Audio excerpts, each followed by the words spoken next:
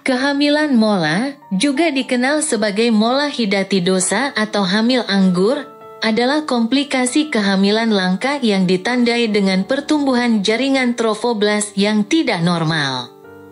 Sel ini biasanya berkembang menjadi plasenta.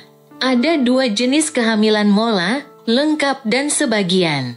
Jenis-jenis kehamilan molar, kehamilan molar lengkap, melibatkan sel telur yang dibuahi secara abnormal tanpa janin yang dapat hidup, tidak ada jaringan janin yang normal. Seringkali disebabkan oleh 1 atau 2 sperma yang membuahi sel telur tanpa materi genetik. Kehamilan molar parsial terjadi ketika sel telur dibuahi oleh 2 sperma, sehingga menyebabkan embrio dan plasenta tidak normal. Beberapa jaringan janin yang normal mungkin ada, namun biasanya tidak dapat hidup. Gejala, pendarahan vagina selama trimester pertama. Pertumbuhan rahim yang cepat lebih besar dari yang diharapkan untuk usia kehamilan, mual dan muntah yang parah, hiperemesis gravidarum, tekanan darah tinggi, kista ovarium. Peningkatan kadar HCG, human chorionic gonadotropin, tidak adanya detak jantung atau gerakan janin. Diagnosis kehamilan mola biasanya dilakukan melalui USG. Kehamilan mola memiliki penampakan khas pada USG, seringkali digambarkan sebagai pola badai salju. Tes darah, peningkatan kadar HCG jauh lebih tinggi dari biasanya untuk tahap kehamilan. Pemeriksaan histologis, analisis jaringan yang diangkat selama kuretase memastikan diagnosis. Tata kelola, dilatasi dan kuretase, D dan C.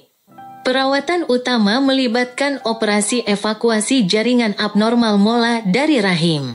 Memantau kadar HCG, tes darah rutin untuk memastikan kadar HCG kembali normal, menandakan bahwa seluruh jaringan trofoblast mola telah dievakuasi.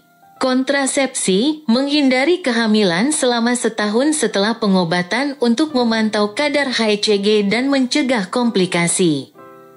Tindak lanjut dan prognosis, kebanyakan wanita dapat memiliki kehamilan normal di kemudian hari setelah kehamilan mola. Sebagian kecil dapat berkembang menjadi penyakit trofoblast gestasional, GTD, yang persisten maupun koriokarsinoma, yang memerlukan pengobatan lebih lanjut, seringkali dengan kemoterapi.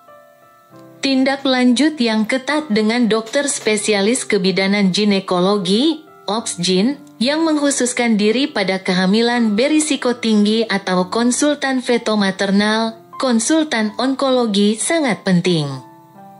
Faktor pencegahan dan risiko, meskipun tidak ada cara pasti untuk mencegah kehamilan anggur, memahami faktor risiko dapat membantu dalam deteksi dini. Usia. Wanita di bawah 20 tahun dan di atas 35 tahun memiliki risiko lebih tinggi. Riwayat kehamilan mola sebelumnya meningkatkan risiko kekambuhan. Kekurangan nutrisi. Rendahnya kadar karoten dan vitamin A dapat meningkatkan risiko.